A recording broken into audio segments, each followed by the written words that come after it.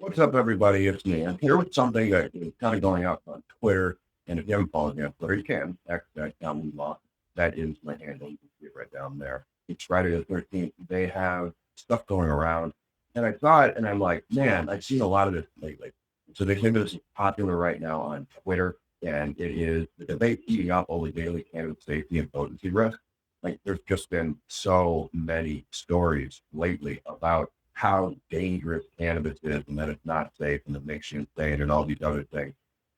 And I'm like, well, follow the money. Who's benefiting from this? And that's when I came across the SAM, of course, Good Smart Approaches to Marijuana. I pulled their public up. So look at their chart here. And I was like, my God, I can't believe that. They're just bumping along. This is their chart from 2015 through 2024, where it just kind of ramps. In 2024, they had a banner year. And look at here, you can also pull their tax filing for their 990, and they kind of summarizes it right there. And so I took that and then I made a quick little article about it, with all these information, the psychosis headlines being recycled, new ballot initiative in each state, surge of anti-marijuana messaging on X, or the New York Times, in their editorial department. And it started to pop off, so it's only at 7,000 views so far. But for me, that's a lot. I don't have very many Twitter followers. Most people, they follow me here on Anti-Legalization news. And if you're one of them, I really do appreciate it. Feel free to subscribe because we're going to be going over a lot of this stuff as it goes on. How much does Sam make? Who is Sam paying?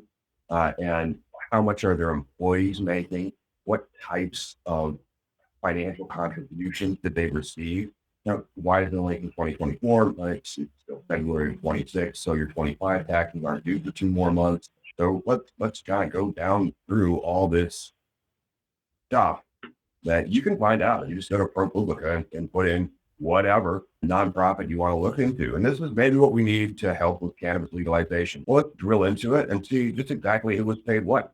Let's look for some interesting names, maybe like Torrid. There it is, Torrid Law. I wonder who does Torrid Law, but look at that. Legal services regarding marijuana research. I got a law firm, Howard East, baby. We'll take $308,000, $304,000, and I'll do a whole bunch of videos, and then I'll even do an op-ed in the New York Times or pay to try to get that op-ed done. I'll get a whole bunch of stuff published in many publications, and that's probably where I think a lot of this is coming from.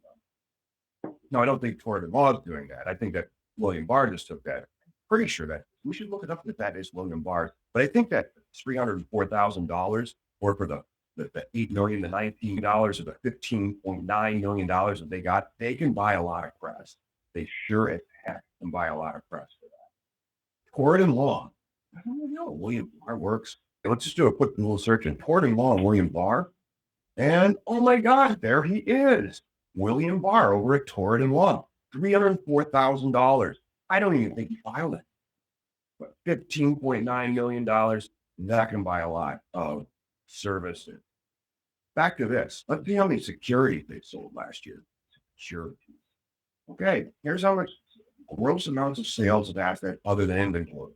In securities, it has listed at $29.5 million. Less costs of other bases, $23 million. Gain or loss of $6.5 million. Well, they had a good year in 24. They closed the trade. When they started at 23, it ended at almost 30. So did they short the MSOS? I don't know. It's so opaque, right? And just see that from security. Here's the total assets at the end of the year, 23.2 million. And that was end of the year for 24. Savings and non-savings of every cash investment, that's at 7.7 million. I can go buy a lot of press. Net assets without donor restriction, they grew by $10 million last year. Total revenue of 15.8. Revenue less expenses, 14.7. They only had expenses of $1.1 million. They have a huge fortune going to 25 on their income statement. And then here's Luke Neportatos. No, it's Luke E. Foratos. So he is the executive vice president.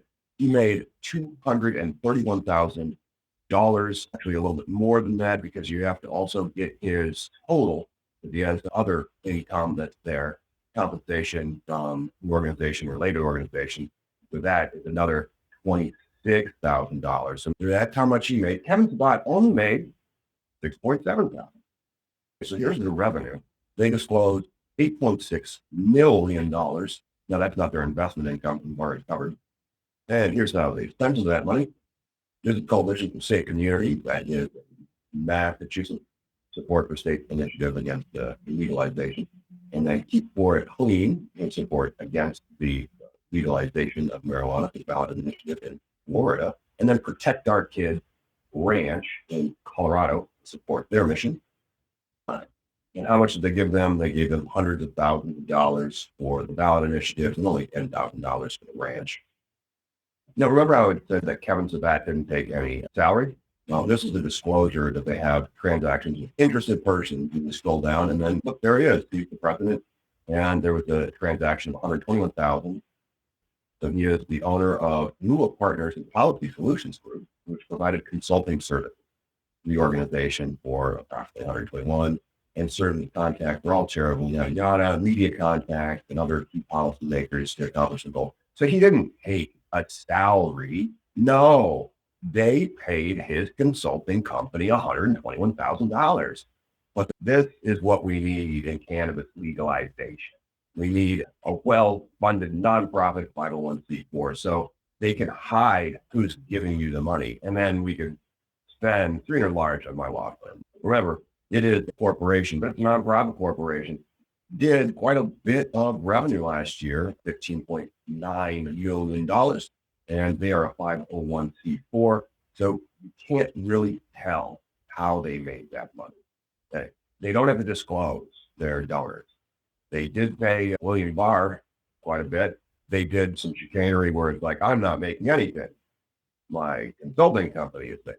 They had gross receipt of $38.9 million. And we're sitting here fighting over if marijuana gives you psychosis. The evidence on that is not the subject of this video. We'll do another one on it with some doctors. I'm just a lawyer who's a little cynical. And then after seeing that, I'm a little bit more cynical. If you want to follow me on Twitter and get more gems, I'll come up with them and be like, maybe we should follow the money.